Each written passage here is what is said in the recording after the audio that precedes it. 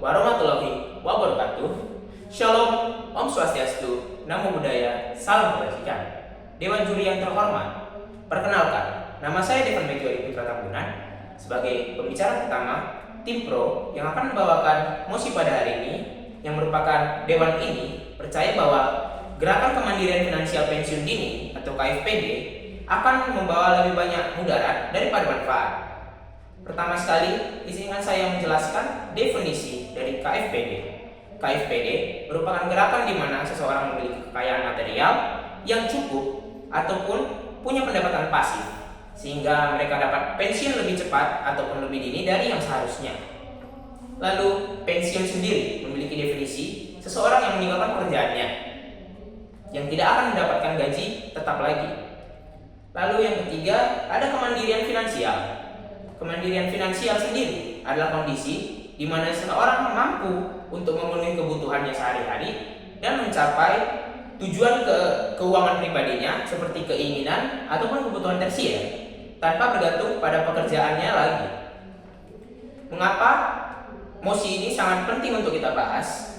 Tujuan dari mosi ini kita bahas adalah untuk menentukan pilihan mana yang lebih bijak antara pensiun dini atau lanjut bekerja setelah kita mencapai kemandirian finansial. Kita akan lebih membahas kepada pegawai-pegawai kantoran ataupun mereka-mereka yang bekerja untuk instansi non-pemerintahan, yang dimana mereka tidak akan mendapatkan tunjangan lebih setelah mereka pensiun. Mengapa hal ini sangat penting untuk kita bahas? Karena gerakan pensiun dini ini akan mengandung banyak sekali risiko yang akan diterima oleh sang pekerja. Kita akan masuk ke argumen yang pertama, kondisi finansial masa depan yang tidak menentu bagi mereka yang sudah pensiun dini.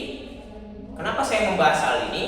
Karena setelah mereka pensiun dan tidak mendapatkan gaji yang tetap lagi, akan ada kemungkinan terjadinya inflasi yang menyebabkan nilai kekayaan mereka akan menurun. Yang kita tahu di mana jikalau orang pensiun akan mendapatkan gaji yang lumayan besar pada jangka waktu yang singkat, yang menyebabkan para pegawai dapat saja menjadi sangat konsumtif dan menghabiskan kekayaan mereka dalam sekejap mata. Inflasi tersebut akan menyebabkan kekayaan yang tersisa nilainya menurun dan menyebabkan kekayaan mereka menjadi tidak sama seperti yang sebelumnya. Lalu untuk mendukung ini, kita tahu mereka pasti punya kebutuhan. Jikalau mereka punya kebutuhan, pasti mereka membutuhkan kekayaan material, yang dimana kita tahu sendiri kekayaan material dapat mengalami inflasi atau penurunan nilai, yang menyebabkan mereka dapat saja tidak punya material yang cukup untuk memenuhi kebutuhan hidup mereka sendiri.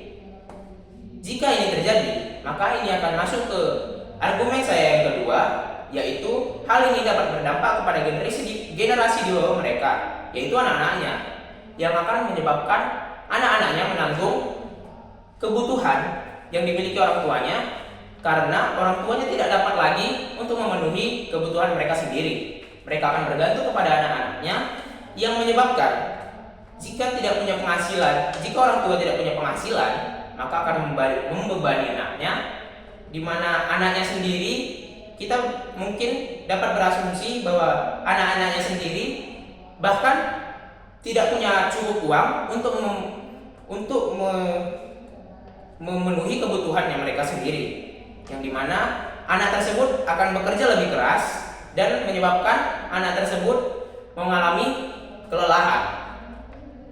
Mungkin sekian argumentasi yang saya dapat jelaskan.